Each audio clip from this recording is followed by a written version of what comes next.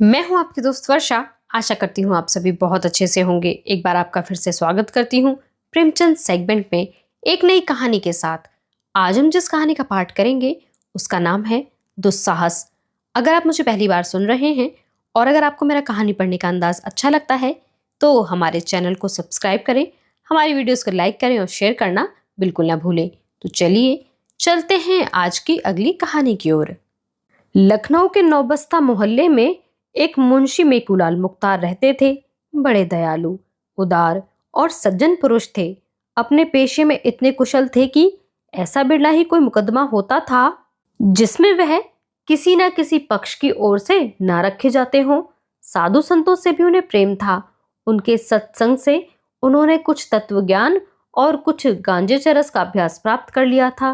रही शराब, यह उनकी कुल प्रथा थी। शराब के नशे में वह कानूनी मसौदे खूब लिखते थे। उनकी बुद्धि प्रज्वलित हो जाती थी। गांजे और चरस का प्रभाव उनके ज्ञान पर पड़ता था। दम लगाकर वह वैराग्य और ध्यान में तल्लीन हो जाते थे। मोहल्ले वालों पर उनका बड़ा रोब था, लेकिन यह उनकी कानूनी प्रतिभा का नहीं, उनकी उदार सज्जनता का फल था। मोहल्ले के इक्केवान, ग्वाले और कहार उनके आज्ञाकारी थे। सौ काम छोड़कर उनकी खिदमत करते थे। उनकी मद्यजनित उदारता ने सभी को वशीभूत कर लिया था। वह नित्य कचहरी से आते ही अलगू कहार के सामने 2 रुपए फेंक देते थे। कुछ कहने सुनने की जरूरत न थी। अलगू इसका आशय समझ जाता था। शाम को शराब की 1 बोतल, कुछ गांजा और चरस मुंशी जी के सामने आ जाता था। बस महफिल जम जाती। यार लोग आ पहुंचते। एक और मुवक्किलों की कतार बैठती, दूसरी ओर सहवासियों की वैराग्य और ज्ञान की चर्चा होने लगती। बीच बीच में मुवक्किलों से भी मुकदमे की 2-1 बातें कर लेते। 10 बजे रात को वह सभा विसर्जित होती थी। मुंशी जी अपने पेशे और ज्ञान चर्चा के सिवा और कोई सिरदर्द मोल न लेते थे। देश के किसी आंदोलन, किसी सभा, किसी सामाजिक सुधार से उनका संबंध न था। इस विषय में वह सच्चे विरक्त थे। बंग भंग हुआ, नरम गरम दल बने, राजनीतिक सुधारों का आविर्भाव हुआ, स्वराज्य की आकांक्षा ने जन्म लिया, आत्मरक्षा की आवाजें देश में गूंजने लगी। किंतु मुंशी जी की अविरल शांति में जरा भी विघ्न ना पड़ा। अदालत और शराब के सिवाय वह संसार की सभी चीजों को माया समझते थे। सभी से उदासीन रहते थे। चिराग जल चुके थे। मुंशी मेकूलाल की सभा जम गई थी। उपासकगण जमा हो गए थे। अभी तक मदिरा देवी प्रकट न हुई थी। अलकू बाजार से न लौटा था। सब लोग बार बार उत्सुक नेत्रों से ताक रहे थे। एक आदमी बरामदे में प्रतीक्षा स्वरूप खड़ा था। 2-3 सज्जन टोह लेने के लिए सड़क पर खड़े थे, लेकिन अलगू आता नजर न आता था। आज जीवन में पहला अवसर था कि मुंशी जी को इतना इंतजार खींचना पड़ा। उनकी प्रतीक्षाजनक उद्विग्नता ने गहरी समाधि का रूप धारण कर लिया था। न कुछ बोलते थे, न किसी की ओर देखते थे। समस्त शक्तियां प्रतीक्षा बिंदु पर केंद्रीभूत हो गईं। अकस्मात सूचना मिली कि अलगू आ रहा है। मुंशी जी जाग पड़े। सहवासी गण खिल गए, आसन बदलकर संभल बैठे। उनकी आंखें अनुरक्त हो गईं। आशा में विलंब आनंद को और बढ़ा देता है। एक क्षण में अलगू सामने आकर खड़ा हो गया। मुंशी जी ने उसे डांटा नहीं। यह पहला अपराध था। इसका कुछ न कुछ कारण अवश्य होगा। दबे हुए पर उत्कंठापूर्ण नेत्रों से अलगू के हाथ की ओर देखा। बोतल न थी।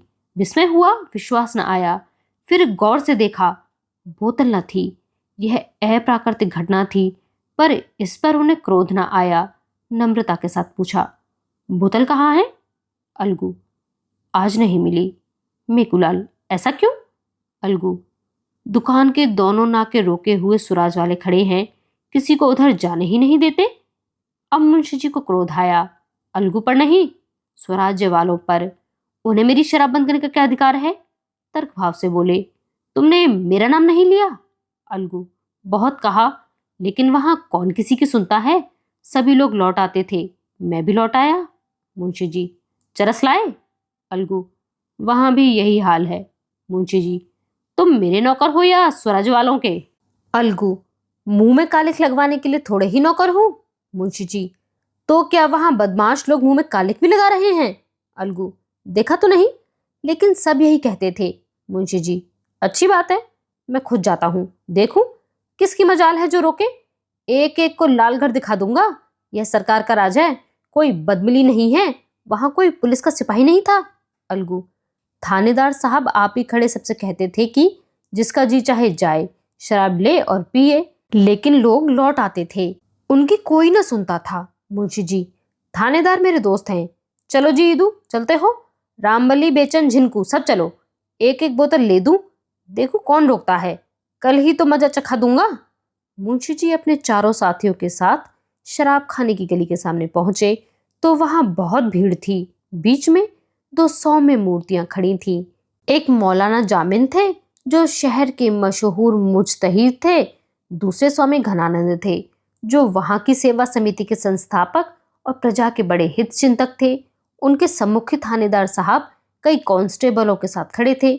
मुंशी जी और उनके साथियों को देखते ही थानेदार साहब प्रसन्न होकर बोले, आइए मुख्तार साहब, क्या आज आपको ही तकलीफ करनी पड़ी? यह चारों आपके ही हमराह हैं ना?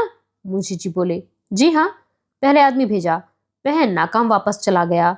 सुना आज यहाँ हड़बोंग मची हुई है, स्वराज्य वाले किसी को अंदर जाने ही नहीं देते। थानेदार, जी नहीं, यहाँ किसी की मजाल है जो किसी के काम में हाजिर हो सके। आप शौक से जाइए, कोई चू तक नहीं कर सकता।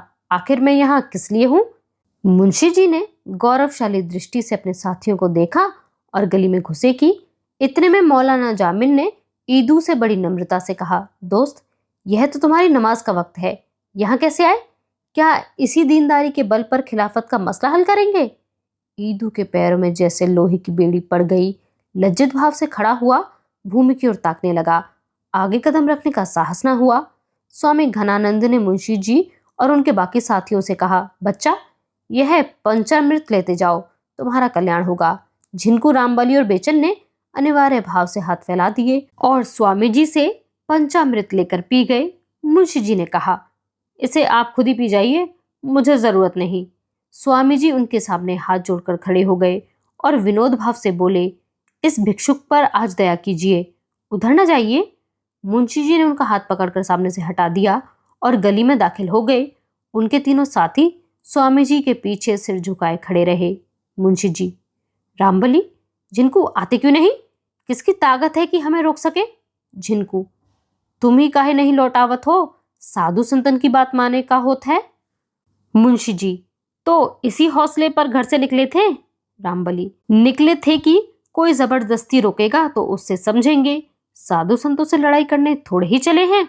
मुंशी जी, सच कहा है, गवार भेड़ होते हैं। बेचन, आप शेर हो जाएं, हम भेड़ी बने रहेंगे। मुंशी जी अकड़ते हुए शराब खाने में दाखिल हुए। दुकान पर उदासी छाई हुई थी। कलवार अपनी गद्दी पर बैठा ऊँघ रहा था। मुंशी जी की आहट पाकर चौंक पड़ा। उन्हें तीव्र दृष्टि से देखा, मानो यह कोई विचित्र जीव है। बोतल भर दी और ऊँघने लगा। मुंशी जी गली के द्वार पर आए तो अपने साथियों को न पाया। बहुत से आदमियों ने उन्हें चारों ओर से घेर लिया और निंदा सूचक बोलियां बोलने लगे। एक ने कहा, दिलावर हो तो ऐसा हो। दूसरा बोला, मर्दों के सामने लज्जा नहीं आ सकती। तीसरा बोला, है कोई पुराना पियक्कड़, पक्का लतियल। इतने में थानेदार साहब ने आकर भीड़ हटा दी। मुंशी जी ने उन्हें धन्यवाद दिया और घर चले। एक कांस्टेबल भी रक्षार्थ उनके साथ चला। मुंशी जी के चारों मित्रों ने बोतलें फेंक दी और आपस में बातें करते हुए चले। झिनकू, एक बेर हमारा एक का बेगार में पकड़ जात रहे तो यही स्वामी जी चपरासी से कह सुन के छुड़ाए दिहेन रहा। रामबली, पिछले साल जब हमारे घर में आग लगी थी तब भी तो यही सेवा समिति वालों को लेकर पहुंच गए थे, नहीं तो घर में एक सूत ना बचता। बेचन, मुख्तार अपने सामने किसी को गिनते ही नहीं। आदमी कोई बुरा काम करता है तो छिपके करता है, यह नहीं कि बेहाई पर कमर बांध ले। झिनकू, भाई, पीठ पीछे को की बुराई न करी चाहे और जोन कुछ होए, पर आदमी बड़ा अकवाली हो। उतने आदमियन के बीच मां कैसा घुसत चला गवा। रामबली, यह कोई अकबाल नहीं है, थानेदार ना होता तो आटे दाल का भाव मालूम हो जाता। बेचन, मुझे तो कोई 50 रुपए देता तो भी गली में पैर ना रख सकता था, शर्म से सिर ही नहीं उठता था।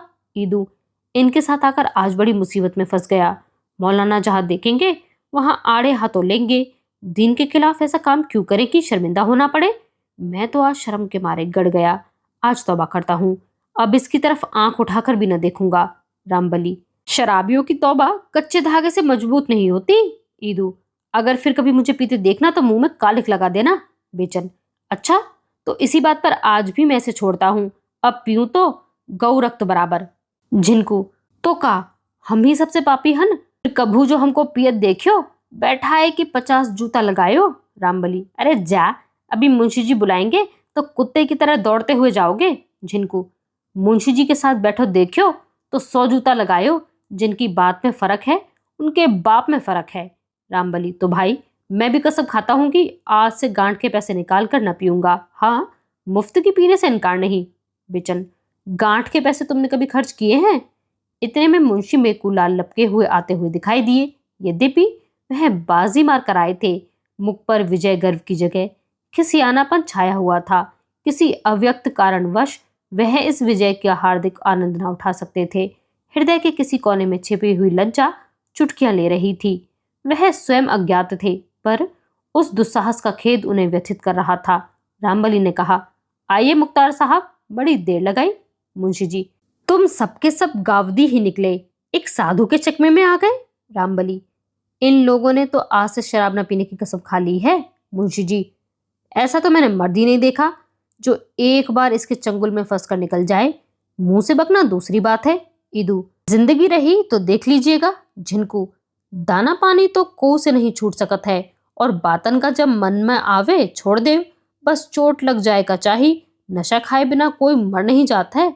मुंशी जी, देखूंगा तुम्हारी बहादुरी भी। बेचन, देखना क्या है, छोड़ देना कोई बड़ी बात नहीं है। यही ना होगा कि 2-4 दिन जी सुस्त रहेगा। लड़ाई में अंग्रेजों ने छोड़ दिया था, जो इसे पानी की तरह पीते हैं, तो हमारे लिए कोई मुश्किल काम नहीं है। यही बातें करते हुए लोग मुख्तार साहब के मकान पर आ पहुंचे। दीवान खाने में सन्नाटा था। मुवक्किल चले गए थे। अलगू पड़ा सो रहा था। मुंशी जी मसनद पर जा बैठे और अलमारी से गिलास निकालने लगे। उन्हें अभी तक अपने साथियों की प्रतिज्ञा पर विश्वास न आता था। उन्हें पूरा यकीन था कि शराब की सुगंध और लालिमा देखते ही सभी की तौबा टूट जाएगी। जहां मैंने जरा बढ़ावा दिया, वहीं सब के सब आकर डट जाएंगे और महफिल जम जाएगी। जब ईदू सलाम करके चलने लगा और झिनकू ने अपना डंडा संभाला, तो मुंशी जी ने दोनों हाथ पकड़ लिए और बड़े मृदुल स्वर में बोले, यारो, यूं साथ छोड़ना अच्छा नहीं। आओ जरा इसका मजा तो चख लो, खास तौर पर अच्छी है। ईदू, आप ही को मुबारक रहे, मुझे जाने दीजिए। झिनकू, हम तो भगवान चाही तो इक्के नियर न जाब, जूता कौन खाए। यह कहकर दोनों अपने अपने हाथ छुड़ाकर चले गए। तब मुख्तार साहब ने बेचन का हाथ पकड़ा, जो बरामदे से नीचे उतर रहा था। बोला, बेचन, क्या तुम भी बेवफाई करोगे? बेचन, मैंने तो बड़ी कसम खाई है। जब एक बार इसे गौरक्त कह चुका हूं, फिर इसकी ओर ताक भी नहीं सकता। कितना ही गया बीता हूं, तो क्या गौरक्त की लाज भी ना रखूंगा। अब आप भी छोड़िए, कुछ दिन राम राम कीजिए, बहुत दिन तो पीते हो गए। यह कहकर वह भी सलाम करके चलता हुआ। अब अकेला रामबली रह गया। मुंशी जी ने उसे शोकातुर होकर कहा, रामबली, इन सभी की बेवफाई देखी। यह लोग ऐसे ढुलमुल होंगे, मैं न जानता था। आओ, आज हम तुम ही सही, दो सच्चे दोस्त ऐसे दर्जनों कचलोहियों से अच्छे हैं। आओ बैठ जाओ। रामबली, मैं तो हाजिर हूं ही, लेकिन मैंने भी कसम खाई है कि कभी गांठ से पैसे खर्च करके ना पीऊंगा।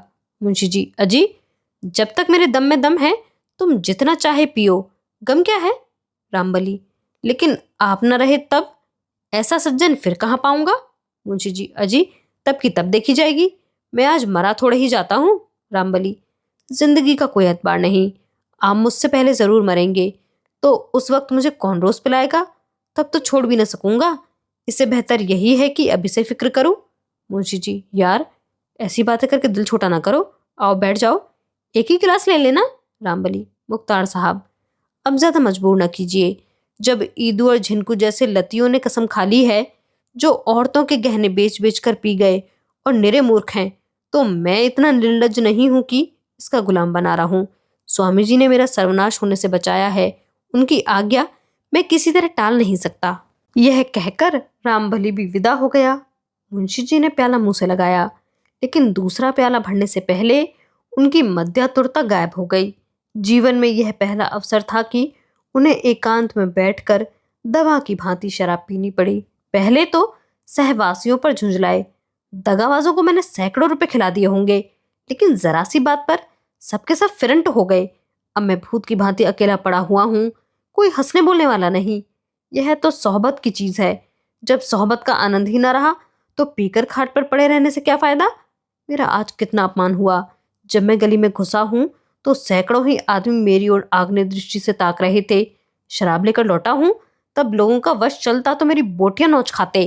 थानेदार ना होता तो घर तक आना मुश्किल था। यह अपमान और लोकनिंदा किस लिए? इसलिए कि घड़ी भर बैठकर मुंह कड़वा करूं और कलेजा जलाऊं। कोई हंसी चोहल करने वाला तक नहीं। लोग इसे कितनी त्याज्य वस्तु समझते हैं, इसका अनुभव मुझे आज ही हुआ। नहीं तो एक सन्यासी के जरा से इशारे पर बरसों के लती पियक्कड़ यूं मेरी अवहेलना न करते। बात यही है कि अंतःकरण से सभी इसे निषिद्ध समझते हैं।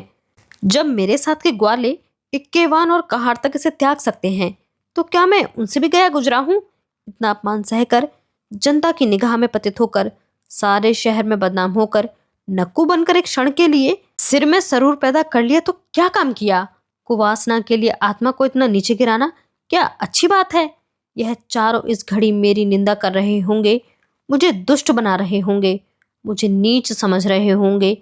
इन नीचों की दृष्टि में मैं नीचा हो गया। यह दुरावस्था नहीं सही जाती। आज इस वासना का अंत कर दूंगा, अपमान का अंत कर दूंगा। एक क्षण में धड़ाके की आवाज हुई। अलगू चौंक कर उठा तो देखा कि मुंशी जी बरामदे में खड़े हैं और बोतल जमीन पर टूटी पड़ी है। आज की यह कहानी यहीं पर समाप्त होती है। हमारे साथ इस सफर में बने रहने के लिए आप सभी का बहुत शुक्रिया।